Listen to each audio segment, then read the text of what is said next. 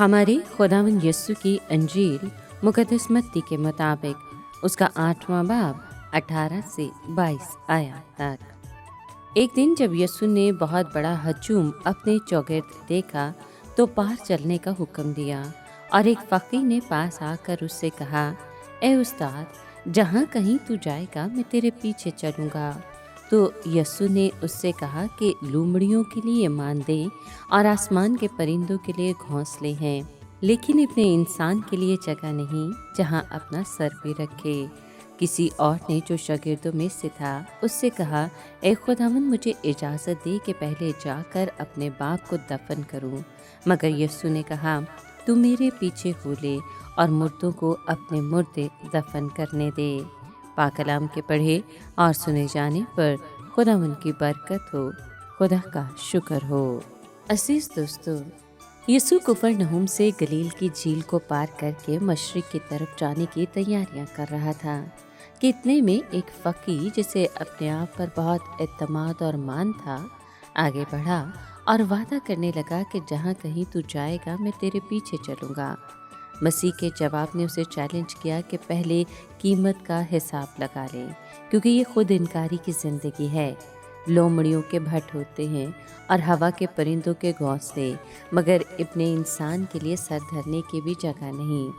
अपनी एलानिया खिदमत के दौरान उसका अपना कोई घर न था, तहम ऐसे घर ज़रूर मौजूद थे जहां वो बतौर मेहमान जाता था और उसका खैर मकदम भी किया जाता था, और आम तौर पर उसे सोने को जगह मिल जाती थी। लेकिन उसकी बात का असल मतलब रूहानी है। ये दुनिया उसको हकीकी और दायमी आराम फ्राहम न कर सकी। उसके सुपुर्द एक काम था, और जब तक ये काम पूरा न हो जाता वो आराम नहीं कर सकता था। यही हाल उसके पैरोकारों का है। ये दुनिया उनके आराम की जगह नहीं है। एक और शागिर्द भी बहुत अच्छा इरादा रखता था।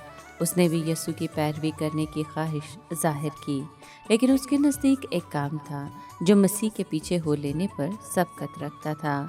खुदावंद, मुझे इजाज़त दे कि पहले जाकर अपने बाप को दफन करूं। इस बात से कोई फ़र्क नहीं पड़ता कि आया उस वक्त उसका बाप मर चुका था या नहीं।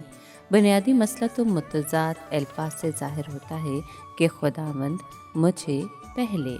उसने ख़ुद को मसीह से पहले रखा। ये बात बिल्कुल मौजू और मुनासिब है कि इंसान अपने बाप की अच्छी तरह तदफीन करे, लेकिन ये बात उस वक्त गलत हो जाती है जब उसे निजात दहिंदा की बुलाहट पर फौकियत दी जाए। यीशु ने उसे जवाब दिया कि तू मेरे पीछे चल और मुर्दों को अपने मुर्दे दफन करने दे। मुराद ये है कि रूहानी तौर पर मुर्दा लोगों को अपने जिस्मानी तौर पर मुर्दा लोगों को दफन करने दे। ये काम तो एक गैर निजात याफ्ता शख्स भी कर सकता है, मगर ये काम ऐसा भी है जिसे सिर्फ तू कर सकता है, यानी अपनी ज़िंदगी की बेहतरीन सलाहियतें उस काम में लगाओ जो दायमी है।